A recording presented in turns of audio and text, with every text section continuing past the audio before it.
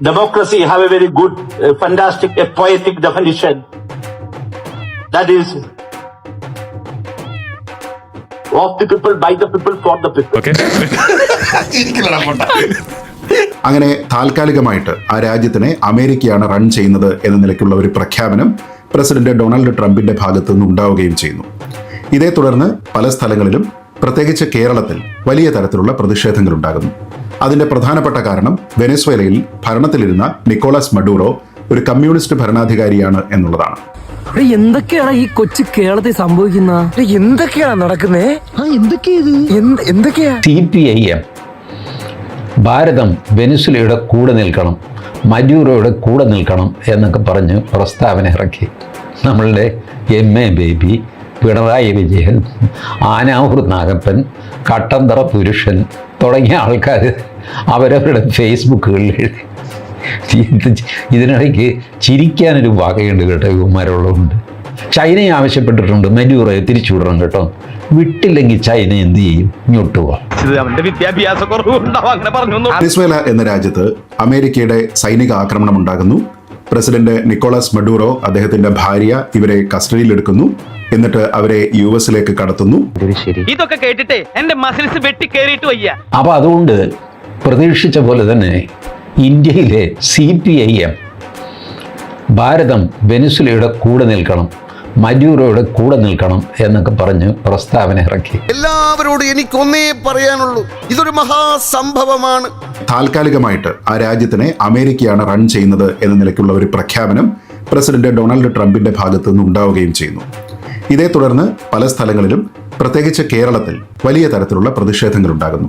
അതിന്റെ പ്രധാനപ്പെട്ട കാരണം വെനസ്വേലയിൽ ഭരണത്തിലിരുന്ന നിക്കോളാസ് മഡൂറോ ഒരു കമ്മ്യൂണിസ്റ്റ് ഭരണാധികാരിയാണ് എന്ന്. ലെഫ്റ്റിസ്റ്റ് ആയിരുന്നില്ല, ഫാർ ലെഫ്റ്റിസ്റ്റ് എന്ന് പറയാവുന്ന തരത്തിലുള്ള ഒരു ഭരണാധികാരിയാണ്.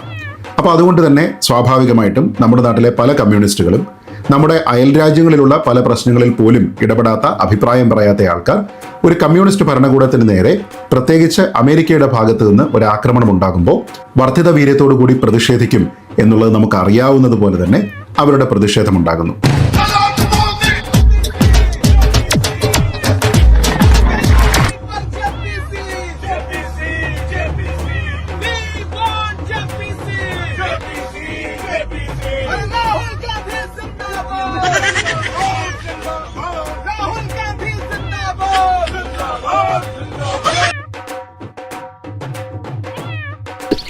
ഈ നാട്ടുകാരെ കൊണ്ട് ഞാൻ തോട്ടല്ലോ, ഇവരിത് എങ്ങനെ മണത്തറിഞ്ഞു? CPIM ഭാരതം വെനിസ്വേലയുടെ കൂടെ നിൽക്കണം, മഡൂറോയുടെ കൂടെ നിൽക്കണം എന്നൊക്കെ പറഞ്ഞ് പ്രസ്താവന ഇറക്കി. നമ്മളുടെ MA ബേബി, പിണറായി വിജയൻ, ആനാവൂർ നാഗപ്പൻ, കട്ടന്തറ പുരുഷൻ തുടങ്ങിയ ആൾക്കാർ അവരവരുടെ ഫേസ്ബുക്കുകളിൽ എഴുതി. ഇതിനിടയ്ക്ക് ചിരിക്കാനൊരു വകയുണ്ട് കേട്ടോ, ഇവന്മാരുള്ളതുകൊണ്ട്. നമ്മുടെ സാധാരണ നാട്ടിൻപുറങ്ങളിൽ ഉൾപ്പെടെ നഗരങ്ങളിൽ വരെ വലിയ പ്രകടനങ്ങളും മറ്റുമാണ് ഇടതുപക്ഷക്കാരൊക്കെ തന്നെ നടത്തിക്കൊണ്ടിരിക്കുന്നത്. ഇതിനിടയ്ക്ക് ചിരിക്കാനൊരു വകയുണ്ട് കേട്ടോ, ഇവന്മാരുള്ളതുകൊണ്ട്. അതുകൊണ്ട് അയാൾ കമ്മ്യൂണിസ്റ്റുകാരനാണ്, അയാളുടെ കൂടെ നമ്മൾ നിൽക്കണം. എന്ത് കാര്യം? മോദി പറഞ്ഞു പോയി തോട് തേടാ. നീ ഇത് അനുഭവിക്കണോടാ, ആയുഷ്കാലം മുഴുവനും നീ ഇത് അനുഭവിക്കണം. എന്ന രാജ്യത്തിന്റെ GDP എത്രയാണ് എന്നുള്ളതാണ്. 2013 മഡൂറോ അധികാരത്തിൽ വരുന്ന സമയത്ത് അവരുടെ GDPയുടെ ഏകദേശ കണക്ക് $330 ബില്യൺ ആയിരുന്നു. $330 ബില്യൺ. ഈ 2023 അദ്ദേഹത്തിന്റെ ഭരണം 10 വർഷം പൂർത്തിയാകുന്ന സമയത്തേക്ക് അത് $330 ബില്യൺ നിന്ന് കേവലം $68 ബില്യൺ ആയിട്ട് താഴ്ന്നിരിക്കുകയാണ്. എന്ന് വെച്ചാൽ ഒരു പതിറ്റാണ്ട് കാലയളവിനുള്ളിൽ 80% ആ രാജ്യത്തിന്റെ GDP കുറഞ്ഞിരിക്കുന്നത്, അഥവാ ചുരുങ്ങിയിരിക്കുന്നത്. എന്ന് വെച്ചാൽ ഈ സുന്ദര സുലഭമായിട്ടുള്ള കമ്മ്യൂണിസ്റ്റ് ഭരണത്തിന് കീഴിൽ ആ രാജ്യം അഭിവൃദ്ധി പ്രാപിക്കുകയല്ല, ആ രാജ്യം പാപ്പരായി മാറുകയാണ് എന്നുള്ളതാണ് ഒന്നാമത്തെ വസ്തുത. നമ്മൾ പരിഗണിക്കേണ്ടത് അവിടുത്തെ നാണയപ്പെരുപ്പമാണ്, ഇൻഫ്ലേഷൻ.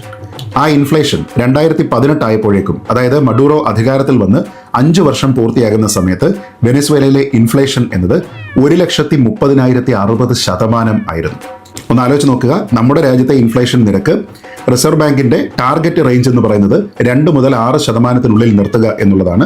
നമ്മുടേത് ഈ കഴിഞ്ഞ നവംബറിൽ നോക്കുമ്പോൾ ഇയർ ഓൺ ഇയർ 0.71% ആണ്.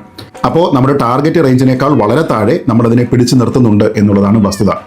ആ സാഹചര്യത്തിലാണ് 2018 നമ്മൾ വെനിസ്വേലയിലേക്ക് പോയി കഴിഞ്ഞാൽ അവിടെ ഉണ്ടായിരുന്ന ഇൻഫ്ലേഷൻ സർജ് എന്ന് പറയുന്നത് 1,30,000% എന്നതിനെക്കുറിച്ച് ബോധ്യമാവുക. എന്ന് വെച്ചാൽ അതിനർത്ഥം സുസ്ഥിരമായിട്ടുള്ള ഒരു ഭരണമില്ല, കൃത്യമായിട്ടുള്ള സാമ്പത്തിക നയങ്ങളില്ല, അവിടെയുള്ള ഇൻഫ്ലേഷൻ എന്നത് ആ ഭരണകൂടത്തിന് നിയന്ത്രിക്കാൻ പോലും കഴിയാത്ത തരത്തിലേക്ക് മാറിയിരിക്കുകയാണ് എന്നുള്ളതാണ് അവിടുത്തെ യഥാർത്ഥ വസ്തുത. എന്റെ നഖം തൊട്ട് മുടി വരെ തീ പിടിച്ചിരിക്കുക, ഒറ്റയ്ക്ക് ഞാൻ കത്തില്ലാട്ടോ. ഏതൊരു രാജ്യത്തിനെ സംബന്ധിച്ചിടത്തോളം അവിടുത്തെ ഏറ്റവും പ്രധാനപ്പെട്ട പ്രോഗ്രസിന്റെ ഒരു ഇൻഡെക്സ് ആയിട്ട് നമ്മൾ എപ്പോഴും കരുതുന്നത് അവിടുത്തെ പട്ടിണി എത്രത്തോളം ഉണ്ട് എന്നതാണ്. വെനിസ്വേലയിൽ 2019-20 ഇൻകം ബേസ്ഡ് ആയിട്ടുള്ള പോവർട്ടിയുടെ കണക്ക് എന്നത് 96%. എന്ന് വെച്ചാൽ കൃത്യമായിട്ടുള്ള വരുമാനം ആൾക്കാർക്കില്ല. അതുകൊണ്ട് തന്നെ ആ രാജ്യത്തെ പട്ടിണിയുടെ അളവ് വളരെ കൂടുന്നു. ആ രാജ്യത്ത് ഏതാണ്ട് എല്ലാവരും പട്ടിണിയിലേക്ക് എന്ന തരത്തിലേക്കാണ് 2019-20 ആ രാജ്യം പോയത്. കാര്യങ്ങളൊക്കെ കൈവിട്ട് പോയല്ലോ. അവിടെ നിന്ന് അത് റിക്കവർ ചെയ്തോ എന്ന് ചോദിച്ചു കഴിഞ്ഞാൽ 4 വർഷം കഴിയുമ്പോൾ 2023 വരുമ്പോൾ ഏതാണ്ട് 82% വരെ പട്ടിണി അപ്പോഴുമുണ്ട്. വളരെ ചെറിയൊരു ശതമാനം മാത്രമാണ് കുറഞ്ഞിരിക്കുന്നത്. ഒരു രാജ്യത്തെ ബഹുഭൂരിപക്ഷം ജനത വരുമാനമില്ലാത്ത ആൾക്കാരായി മാറുകയും പട്ടിണി നേരിടുകയും ചെയ്യുക എന്നുള്ള കടുത്ത സാമ്പത്തിക ദുരവസ്ഥയാണ് ആ രാജ്യത്തുള്ളത് എന്നുള്ളത് ഒരു വസ്തുതയാണ്. അവമാനിക്കരുത്, ഞാൻ നല്ലൊരു കുടുംബത്തിൽ പറഞ്ഞവനാണ്. നീ നല്ല കുടുംബത്തിൽ പറഞ്ഞു, ഞാൻ പിന്നെ മറ്റേ കുടുംബത്തിൽ പറഞ്ഞാണല്ലോ. അതുകൊണ്ട് തന്നെ ആ രാജ്യത്ത് എന്ത് സംഭവിച്ചു എന്നുള്ളത് ആലോചിച്ച് നോക്കുക. പട്ടിണിയാണ് എങ്കിൽ, ജോലി ചെയ്യാനായിട്ട് മാർഗമില്ല എങ്കിൽ, കൃത്യമായ വരുമാനമില്ല എങ്കിൽ, സാമ്പത്തികമായി ബുദ്ധിമുട്ടുണ്ട് എങ്കിൽ തീർച്ചയായിട്ടും ഒരു രാജ്യത്തുള്ള ആൾക്കാർ അഭയാർത്ഥികളായി മാറും. അങ്ങനെയെങ്കിൽ അവർ മറ്റുള്ള രാജ്യങ്ങളിലേക്ക് പോയി അഭയം പ്രാപിക്കുന്നതിന് വേണ്ടി ശ്രമിക്കും. ആ രാജ്യത്ത് നിന്ന് ഈ ചുരുങ്ങിയ കാലയളവിനുള്ളിൽ ഏതാണ്ട് 80 ലക്ഷം ആൾക്കാരാണ് വെനിസ്വേലയുടെ അതിർത്തികൾ വിട്ട് മറ്റു രാജ്യത്ത് അഭയം തേടിപ്പോയത്. മഡ്യൂറോ വെറുതെ ഇരിക്കുന്ന ആളുമായിരുന്നില്ല.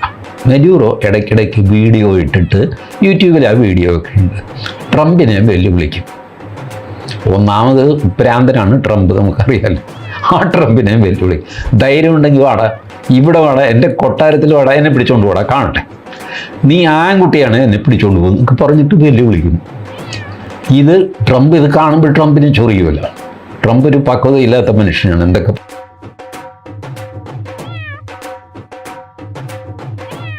ട്രംപ് പറഞ്ഞു, എന്നാൽ ഞാൻ വരുന്നില്ല നിൻ്റെ വീട്ടിലേക്ക്.